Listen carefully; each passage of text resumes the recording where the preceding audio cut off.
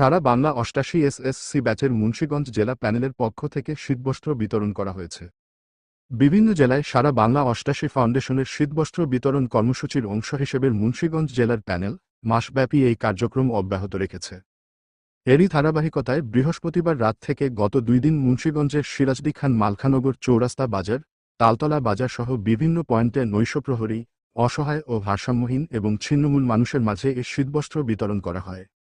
বিতরণকালে উপস্থিত ছিলেন মুন্সিগঞ্জ জেলা প্যানেলের কোঅর্ডিনেটর মহসিন দেওয়ান লিটন, উপদেষ্টা কাজী নজরুল ইসলাম বাবুল, সাংবাদিক আলী আহমদ চৌধুরী, সমাজসেবক গোলাম মোস্তফা সহ মালখানগর চৌরাস্তা বাজার বণিক সমিতির সাধারণ সম্পাদক মোহাম্মদ রতন শেখ, তালতলা বাজার বণিক সমিতির সদস্য বাদল মোল্লা সহ আরও অনেকে। সারা বাংলা ৮৮ ফাউন্ডেশন প্রতিষ্ঠা করেন কাজী মোস্তাক আহমেদ ইমন। ২০২১ সালের সেপ্টেম্বর মাস থেকে এর কার্যক্রম দেশে এবং প্রবাসে বিভিন্ন ইউনিটে অব্যাহত আছে।